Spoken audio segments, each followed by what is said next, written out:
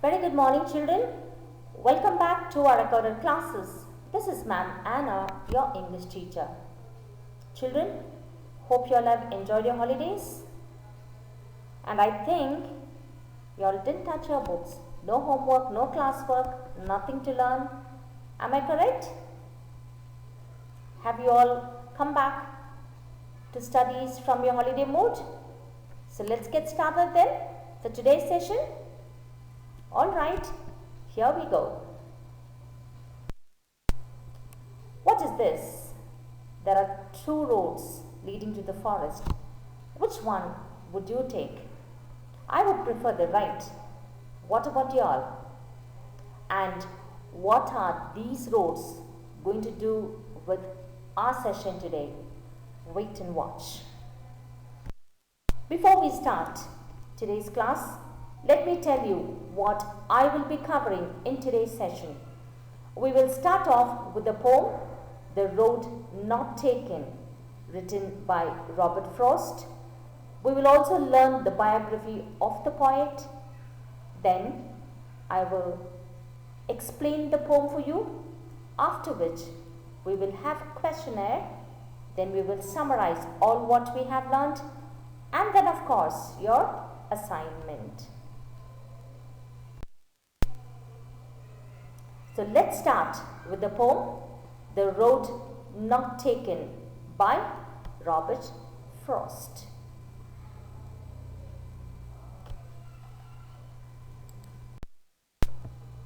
Before we start with the poem, let's have a glimpse of the poet's biography.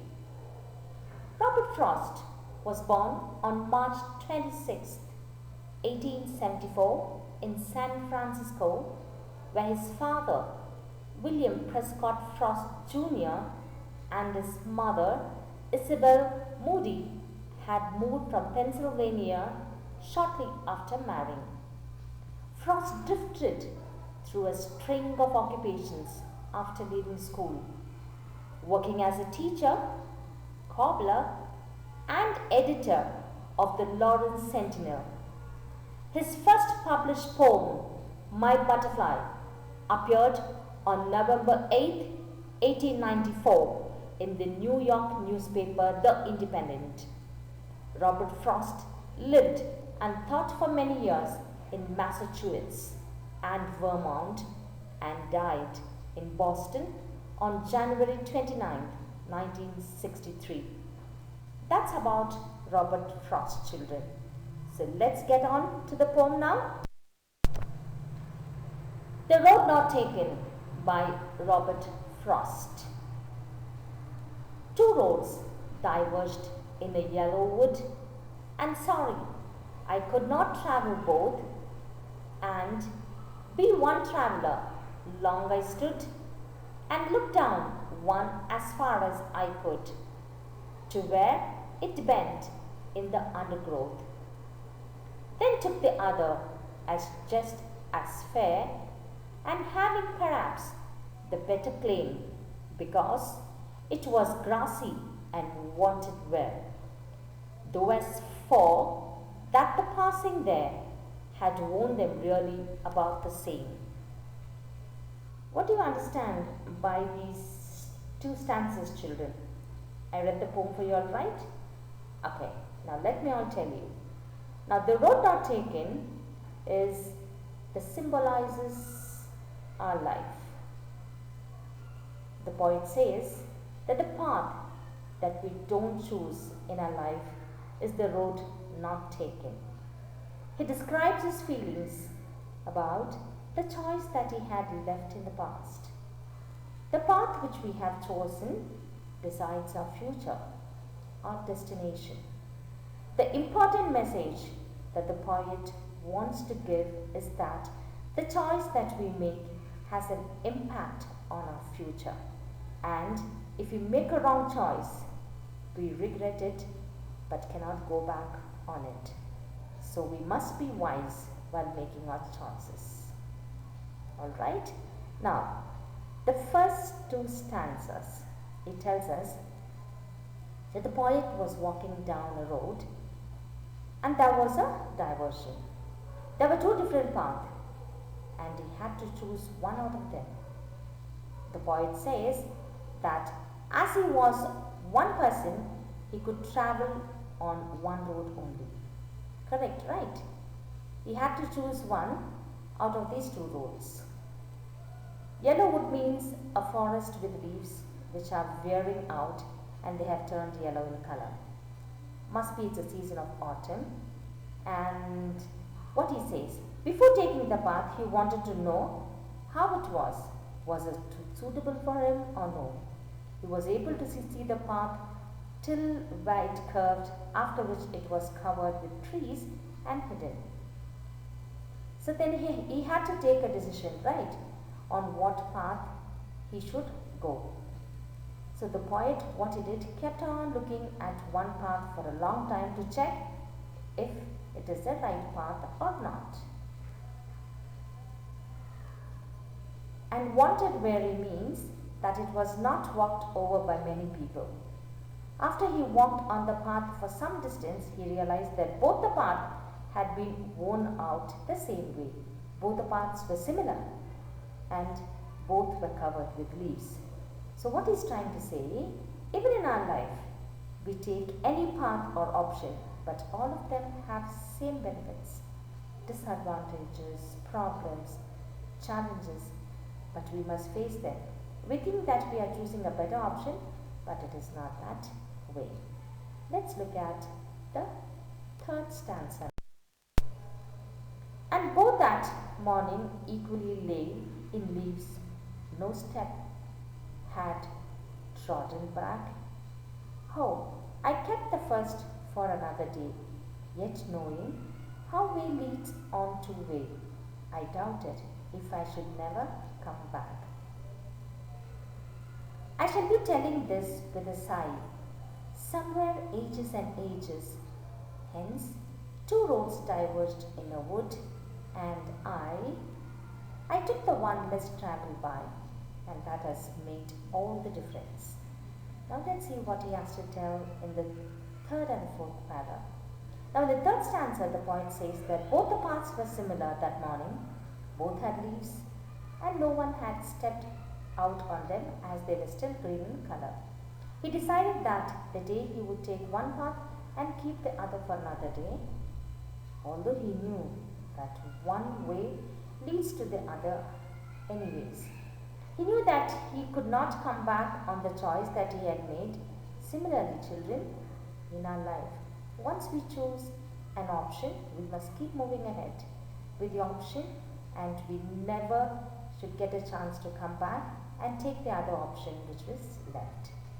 And he clearly says in the last stanza, in the future, he will take a deep breath and say that once upon a time, he had reached such a point in life that there were two options for him, and he travelled on the road which had been travelled by lesser number of people. That decision of his decided his future. Similarly, in future, when you all grow up, then you will say that once upon a time, when you were young, you had two options. The choice that you made you what you became of it.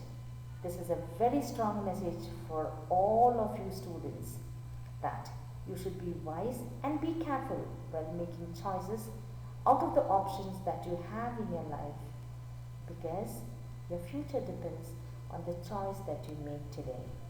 Children, so be very careful while making your choices. Now you all are very young. Make your mind strong and work towards your choice in life. Alright? Hope the poem was very interesting. Now, let's look at some vocabulary. Antonyms, as you all know, is opposites. Diverged, assembled, gathered. Claim, disclaim, disown. Wear, energize, strengthen. Trodden, encourage or let go.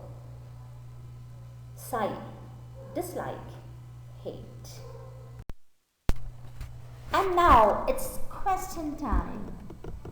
I have read the poem for you all. I explained the poem. So now are you all ready to answer my questions? Children, every time I notice that only very few children are answering these questions. I want you all to try. Only if you try, you can work out things. So please pay attention to what I'm asking, and I want children who are not at all putting the effort to put some effort and answer these questions. Are you all ready? Okay, the first question is, when was Robert Frost born? When was Robert Frost born? Second one, what are his parents' name? What are his parents' name? Third one, when he got married, where did he stay? When he got married, where did he stay? Fourth one, when did he die and where? When did he die and where? And the last one,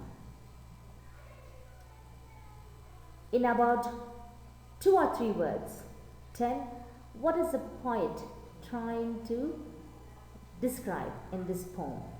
What is the poet trying to describe in this poem? Alright, let me see who will be the first one to send the correct answer and also get a round of applause in the group. All the best. Now let's quickly do a recap on what we learned. We learned a new poem, The Road Not Taken by Robert Frost. We did learn a little about Robert Frost. I explained the lesson for you. I told you all what the poem is all about, and we also did learn some antonyms. Correct? Now comes your assignment. Children, on page 81, please keep your ears wide open. On page 81, you have C main. Okay? You will answer only these questions, that is question 1, question 6, question 11 and 12 in the reader itself. Once again I am repeating, on page 81, C main, answer questions 1, 6, 11 and 12 in the reader itself. Okay? And for your classwork, you will take a new page and write the heading as The Road Not Taken, put in the date, and I will send you a summary. This time I am not going to write it for you and send it. Instead, I will send in the form of a text. Alright? You will have to write the way I used to write.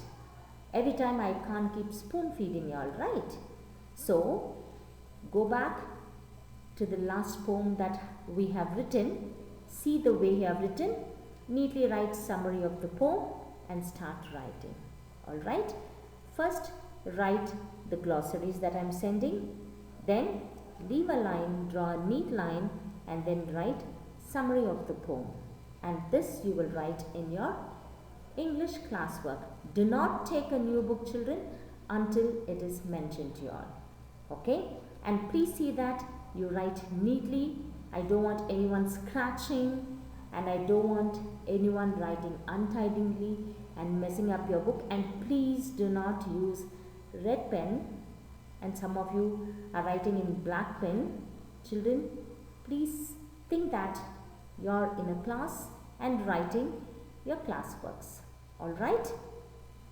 Hope you all have understood the poem very well, and I want you all to go through the poem.